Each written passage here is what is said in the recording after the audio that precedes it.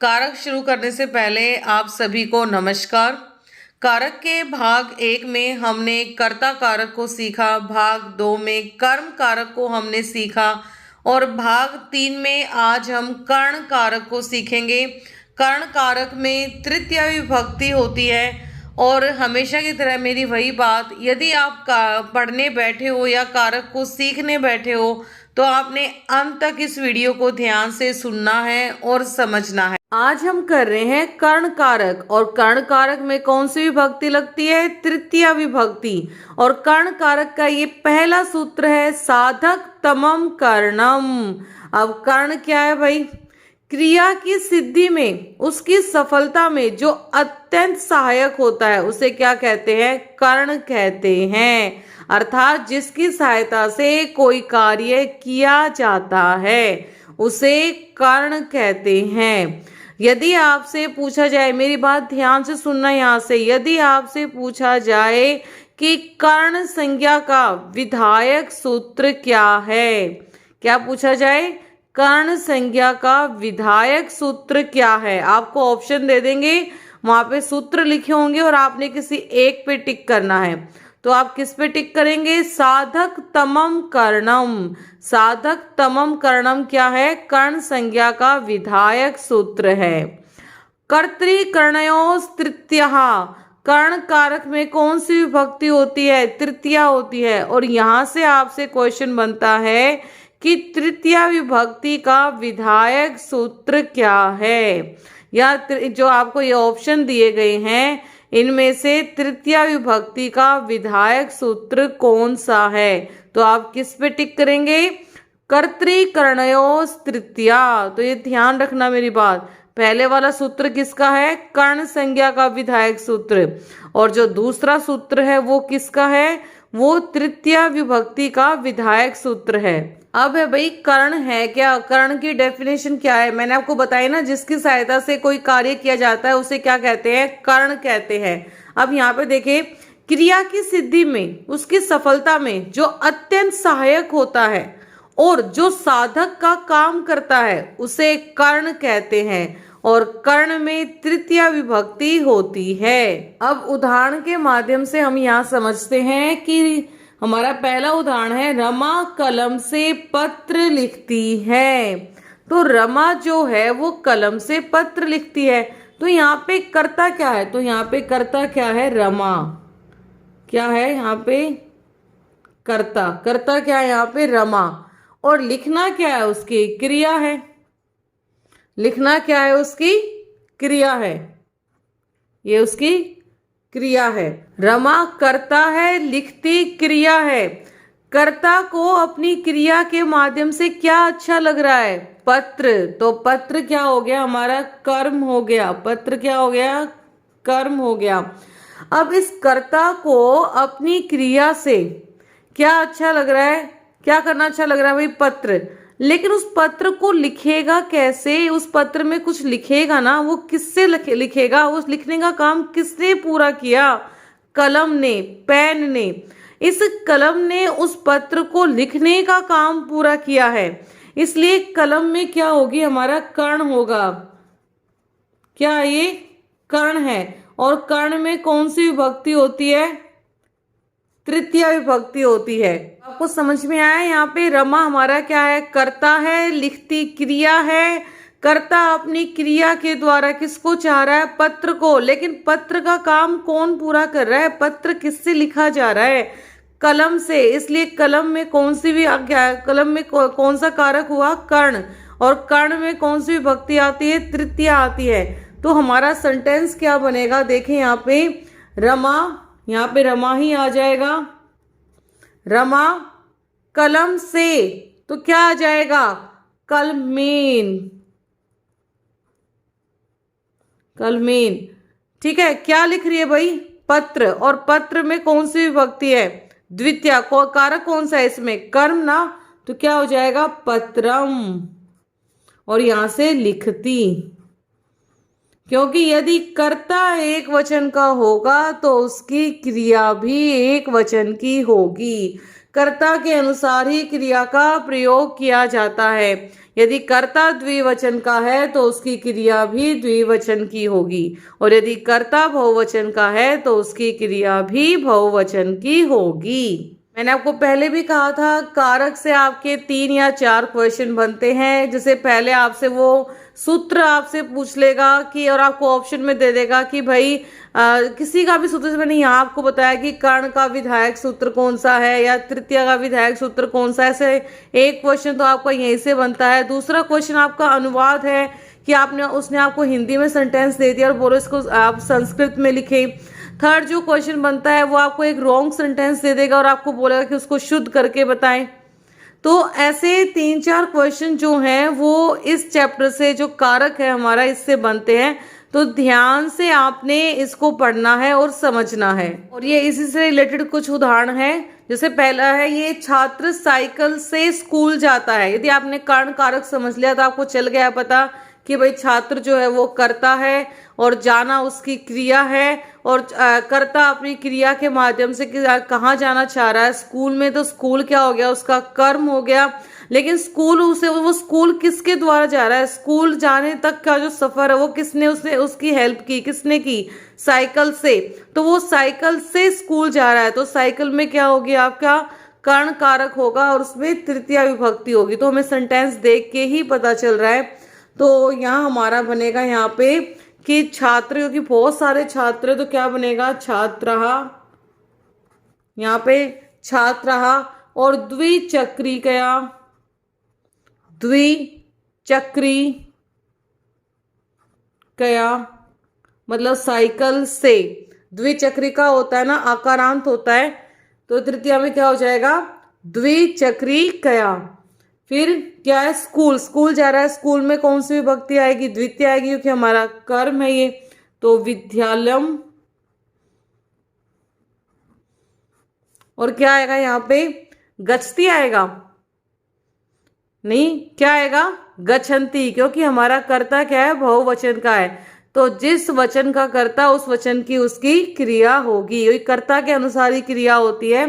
तो यहाँ पे क्या आ जाएगा, गच्छन्ति।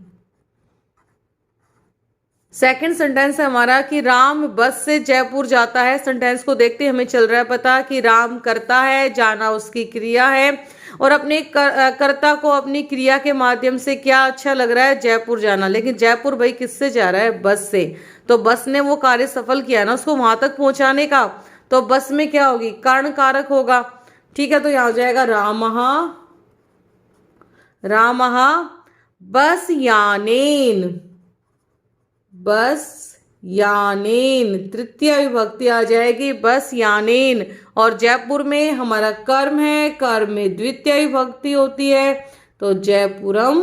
और क्या आएगा, गच्छति, क्यों, क्योंकि हमारा कर्ता जो है वो एक वचन का है। तो रामः बस यानेन जयपुरम गच्छति। बच्चे फुटबॉल से खेलते हैं। बच्चे हमारा कर्ता आ गया, भाई क्रिया हमारी खेलना हो गया। और किससे खेल रहे हैं, फुटबॉल से। तो ये क्या हो गया, हमारा कर्ण हो गया। तो बच्चे बहुत सारे हैं, तो क्या बनेगा, बालः, क्योंकि बहुत सारे बच्चे हैं। बालः, फुटबॉल को बोलते हैं हम पाद कंदुकम, और तृतीया विभक्ति लग जाएगी तो क्या हो जाएगा, पाद कंदुकेन। तो यहाँ पे पाद कंदुकेन, पाद कंदुकेन क्रीडंती, क्योंकि बहुत सारे बच्चे हैं। और कर्ता के अनुसार ही क्या होती है, क्रिया होती है। एक बात का और ध्यान रखना है कि कर्मवाच्य और भाववाच्य के कर्ता में तृतीया विभक्ति होती है। कर्मवाच्य और भाववाच्य क्या होते हैं, मैंने वाच्य पे एक वीडियो बनाई हुई है, वो काफी आपकी हेल्प करेगी। अगर आपने नहीं देखी हो तो उस वीडियो को ध्यान से आप देखना। और मुझे लगता है कि अगर आपने वो वीडियो देखी तो वाच्य से रिलेटेड जितने भी आपके मन में डाउट होंगे ना, वो सारे डाउट आपके क्लियर हो जाएंगे। तो एक बार उस वीडियो को जरूर देखना आप। तो ये वाच्य से रिलेटेड क्वेश्चन है। अगर आपने वाच्य आपको आता है तो आपको ये सेंटेंस समझ में आ जाएंगे, नहीं आता है तो आप एक बार उस वीडियो को देख लेना, तो आपको ये सेंटेंस क्लियर हो जाएंगे। इसने कहा कि कर्मवाच्य और भाववाच्य में क्या होगा भाई, कर्ता में तृतीय विभक्ति आएगी। इन्होंने बालकेन पुस्तकम पठ्यते, इसमें बालकेन में तृतीय विभक्ति है, कर्ता है ये, इसमें लिखा हुआ है कर्मवाच्य और भाववाच्य के कर्ता में तृतीया विभक्ति आएगी। ऐसे ही तेन हस्यते, तो तेन क्या है, भाववाचक है ये, तो इसमें तेन कर्ता है हमारा, तो इसमें क्या आ जाएगी, तृतीया विभक्ति आई। जैसे यहाँ पर आप ये सिंपल सेंटेंस देखें तो राम ने बाण से रावण को मारा, सिंपल है भाई कि राम ने बाण से रावण को मारा। अब यहाँ पे मारा जो है पास्ट टेंस की क्रिया हो रही है आपकी, है ना, कि भी राम ने बाण से रावण को मारा। अब जब हम ऐसे करते हैं, जब सिंपल सेंटेंस हम बनाते हैं तो क्या बन जाएगा, ये रामः, यहाँ पे क्या हो जाएगा, रामः, ठीक है। और बाणेन, बाण से मारा है ना, तो क्या आ जाएगा, बाणेन, तृतीया विभक्ति हो जाएगी क्योंकि ये कर्ण है, बाणेन, ठीक है। किसको मारा है, रावण को मारा है, रावण में को क्या है, कर्म है हमारा, द्वितीय विभक्ति, तो रावणम, और यहाँ पे हतवान, ठीक है, कि राम ने बाण से रावण को मारा, तो सिंपल सेंटेंस बन गया हमारा। लेकिन इसी को ही जब हम वाच्य में करेंगे तो क्या बन जाएगा, राम के द्वारा बाण से बाली मारा गया।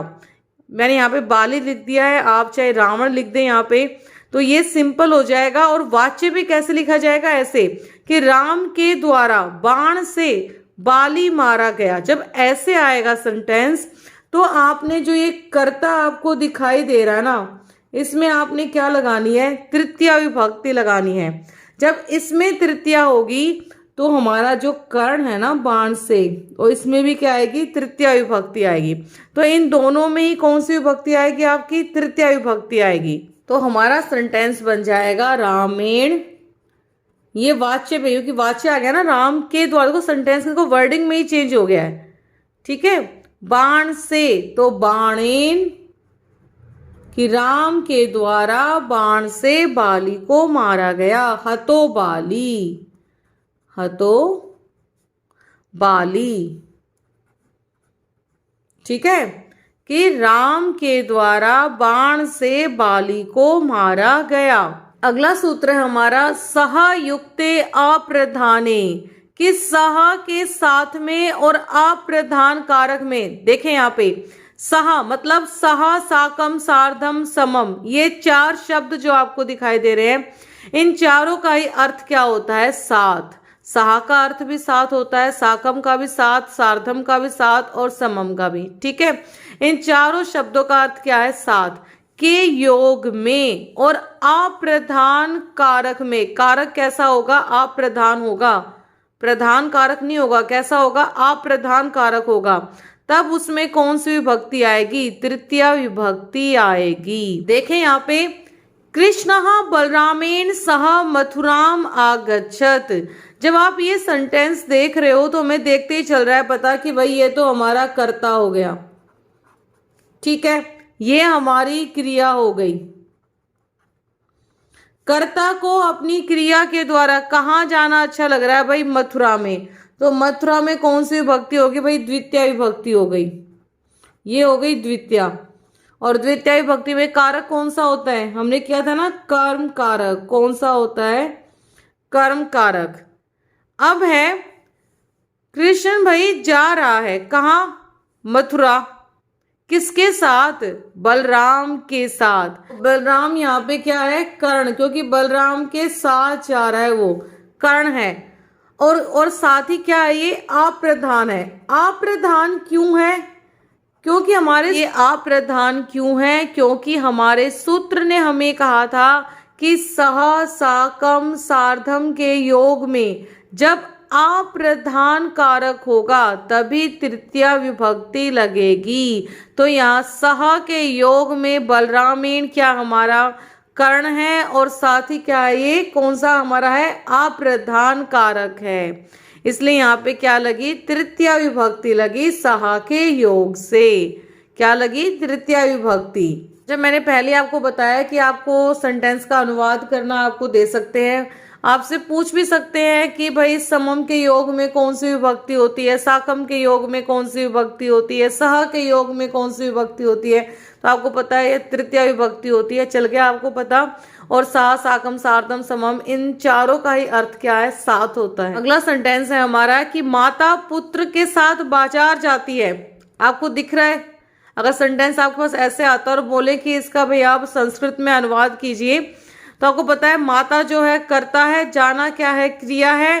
कर्ता अपनी क्रिया के द्वारा किसे चाह रहा है, बाजार को, तो बाजार क्या हो गया, कर्म हो गया।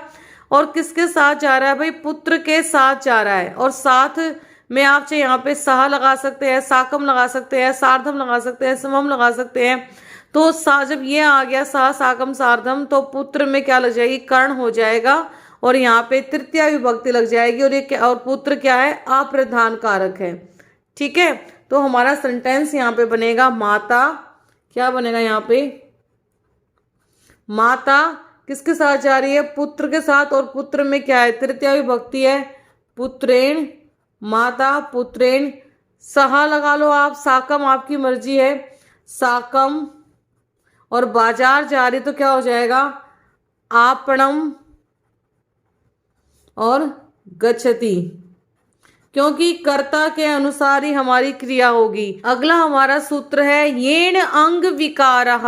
देखो यहाँ पे इसका पद विच्छेद करते हैं तो येन प्लस में अंग प्लस में विकार। येन मतलब जिस अंग में आपको क्या दिख जाए, विकार दिख जाए, उस अंग में आपने क्या लगानी है, तृतीया विभक्ति लगानी है। देखो येन कि जिस अंग में आपको क्या दिख जाए, विकार दिख जाए, तो उस अंग में आपने क्या लगानी है, तृतीया विभक्ति लगानी है। देखिए इसकी डेफिनेशन यहाँ पे, जिस अंग के माध्यम से प्राणी के विकार को दिखाया जाए उस अंग में तृतीया विभक्ति होगी। देखिए उदाहरण के माध्यम से, सह नेत्रेण काणः अस्ति, वह आंख से क्या है, काणा है। तो काणः अंग विकार आ गया ना उसका। और कौन सा अंग, किस अंग में विकार है भाई, आंख में, कि वो एक आंख से क्या है, काणा है। तो नेत्र में क्या हो जाएगी, तृतीया विभक्ति लगेगी और नेत्रेण आएगा, क्योंकि उन्होंने काण लिखा है। काणा मतलब काना मतलब एक आंख से, इसलिए क्या आया, नेत्रेण। और यहाँ पे देखो जैसे सह नेत्राभ्याम अंधा अस्ति, क्योंकि वो यहाँ पे अंधा आया है, अंधा है ना, तो अंधा क्या होगा, दोनों आंखों से होगा। तो क्या हो जाएगा, नेत्राभ्याम, कि वो दोनों आंखों से अंधा है, वह आंखों से अंधा है। सह कर्णाभ्याम बधिरः अस्ति, वह कानों से बहरा है। मतलब बधिर क्या है, बहरा, जो बहरा होगा वो दोनों कानों से ही बहरा होगा ना। आगे देखें, सह पादेन खज्जः अस्ति, वह पैर से लंगड़ा है। तो इसलिए एक पैर से लंगड़ा है, लंगड़ा तो एक ही पैर से होगा ना, तो क्या आ जाएगा, पादेन आएगा। ठीक है, सह सिरसा खलवाटः अस्ति, वह सिर से क्या है, गंजा है। ठीक है, तो यहाँ पे सिरसा में क्या आई, तृतीया विभक्ति। तो जहां मैंने अंडरलाइन शब्द किए हुए हैं इनमें क्या है, तृतीया विभक्ति लगी हुई है। अगला सूत्र है हमारा इत्थम भूत लक्षणे। देखो इत्थम, इसने ये कहा कि भाई हम कई बार हम कहते हैं ना ये ऐसा लग रहा है, मतलब किसी के हम कपड़ों को देखकर या उसके व्यवहार को देखकर, उसके आचरण को देखकर हम कहते हैं ना कि नहीं ये ऐसा लग रहा है, या ये होगा, इसके कपड़ों को देखकर लग रहा है, या इसके ज्ञान को देखकर लग रहा है कि ये होगा, हम ऐसा बोलते हैं ना कई बार। तो इसने यही कहा कि इत्थम भूत लक्षण है, कि जिस लक्षण के द्वारा किसी वस्तु या व्यक्ति का हमें ज्ञान हो जाए, उन लक्षणवाची शब्दों के साथ तृतीया विभक्ति आएगी। तृतीया विभक्ति क्या आएगी और कहाँ पे आएगी, उन लक्षणवाची शब्दों में, जिन लक्षणों को देखकर, जो हमें चिन्ह दिखाई दे रहे हैं, उसकी वेशभूषा को देखकर हमें उसके जहाँ ज्ञान हो रहा है कि भाई ये पंडित होगा या ये होगा, तो उस लक्षणवाची शब्दों में क्या आएगी, तृतीया विभक्ति आएगी। यहाँ उदाहरण दिए हुए हैं, सह जटाभितापसः अस्ति, वह जटाओं से तपस्वी है। देखो जब हमने किसी को देखा, उसकी लंबी लंबी जटाएं थी, तो उसकी जटाओं से हमने अनुमान लगा लिया कि भाई ये तपस्वी होगा, है ना। तो हमने उसका कौन सा चिन्ह देखा, उसके लंबे लंबे बाल, हमने उसकी जटाएं देखी, उसकी जटाओं से हमने क्या लगा लिया कि भाई ये तपस्वी है। तो जटा भी में क्या आएगी, तृतीया विभक्ति आएगी। नेक्स्ट है हमारा सह पुस्तकेन छात्रः प्रतीयते, वह पुस्तक से छात्र प्रतीत होता है। मतलब हमने किसी बच्चे के हाथ में बुक देखी और या हमने बैग देखा, यहाँ पे बुक लिखा हुआ, हमने उसकी बुक्स उसके हाथों में देखी या बुक्स के साथ हमने उसको देखा तो हमने अनुमान लगा लिया कि वो बच्चा क्या है, एक छात्र है। जैसे राम वस्त्रेण सज्जनः, राम कपड़ों से सज्जन है, मतलब कई बार किसी की वेशभूषा इतनी अच्छी होती है, उसने कपड़े इतने अच्छे से पहने हुए होते हैं कि जो उसके व्यक्तित्व की ओर संकेत करते हैं। तो राम के कपड़ों से वो क्या, एक सज्जन इंसान लग रहा था। जैसे यहाँ पे शिखया पंडितः या हिंदू, उसकी जो शिखा थी, जो उसकी चोटी थी, उससे क्या लग रहा था कि भाई कोई पंडित होगा या कोई हिंदू होगा, ऐसा हमें बोध हो रहा था। तो जो ये चिन्ह है, इनमें इन चिन्हों को देखकर हमने अनुमान लगा लिया ना, तो इन चिन्ह में कौन सी विभक्ति आएगी, तृतीया विभक्ति आएगी। नेक्स्ट हमारा सूत्र है अपव्यग्गे तृतीया। अगर आपको ये वीडियो अच्छी लग रही है तो इसे लाइक, सब्सक्राइब और शेयर जरूर करें। और जब आपके सुंदर सुंदर कमेंट्स आते हैं तो मुझे बहुत अच्छा लगता है। तो चलो आगे बढ़ते हैं। तो हमारा अगला सूत्र क्या है, अपव्यग्गे तृतीया। अब देखो ये क्या है, इसने ये कहा कि कार्य समाप्त हो, जब कोई कार्य समाप्त हो जाता है या हमें किसी फल की प्राप्ति हो जाती है, जब कार्य समाप्त होगा तो उसके फल की भी प्राप्ति हमें होगी ना, फल मिलेगा ना, तो उसमें क्या होगी, तृतीया विभक्ति आएगी। तो पहला हमारा उदाहरण है कि मासेन व्याकरणम अधीतवान सप्तभी दिनई निरोगौ जातः। देखो सप्तभी दिनई के मतलब 7 दिनों में, 7 दिनों में वो क्या हो गया भाई, 7 दिन निरोग हो गया, मतलब ठीक हो गया, मतलब बीमार था 7 दिन से, उसकी दवाइयां चली, उसका उपचार हुआ और 7 दिन में क्या हो गया, वो निरोग हो गया, उसे फल की प्राप्ति हो गई ना, वो क्या हो गया, ठीक हो गया है। ऐसे महीने से उसने क्या किया, व्याकरण को पढ़ा, उसने व्याकरण को क्या कर लिया, पढ़ लिया उसने, उसको फल की प्राप्ति हो गई या उसका कार्य समाप्त हो गया कि उसने व्याकरण को पढ़ लिया। तो इसमें क्या आएगी, तृतीया विभक्ति आएगी। और कर्ण कारक का ये अंतिम सूत्र है हेतु। हेतु मतलब हेतु या कारण, जिस कारण से हमें सुख का अनुभव हो, ठीक है, तो वो क्या है, कारण, मतलब हेतु या कारण कह सकते हैं हम, हेतु भी कह सकते हैं, कारण भी कह सकते हैं। तो उसमें क्या आएगी भाई, तृतीया विभक्ति आएगी। जैसे देखो यहाँ पे पुण्येन सुखम मिलती, पुण्य से सुख मिलता है। सुख किससे मिला भाई, पुण्य से। जब हमने पुण्य किया, अच्छा काम किया, तो उसे करने से हमें किस चीज की अनुभूति हुई, सुख की अनुभूति हुई। तो पुण्य से सुख मिलता है। शर्मेण धनम मिलती, मेहनत करने से धन मिलता है। यदि आप मेहनत नहीं करोगे तो धन थोड़ी ना मिल जाएगा। अगर धन प्राप्त करना है तो मेहनत करनी पड़ेगी ना। आप शिक्षक बनने वाले हो, आप शिक्षक बनने के लिए आप मेहनत कर रहे हो। अगर आप मन से अच्छे से मेहनत करते हो तो क्या होगे, आप अध्यापक बन जाओगे। अध्यापक बनते ही धन आपके पास आने लग जाएगा, तभी तो आप इतनी मेहनत कर रहे हो। और इसी की तरह है पुत्रेण हर्षः, कि पुत्र से हर्ष या खुश होना, मतलब जैसे पुत्र की उत्पत्ति होती है तो खुश हो जाते हैं। ऐसे दंडेन घटः, डंडे से घड़ा। तो ये कुछ इसके उदाहरण थे। तो ये अंतिम हमारा सूत्र था और कर्ण कारक हमारा समाप्त हुआ। भाग 4 में हम संप्रदान कारक को सीखेंगे। अगर आपको वीडियो अच्छी लगे तो इसे लाइक, सब्सक्राइब और शेयर करना मत भूलना। धन्यवाद।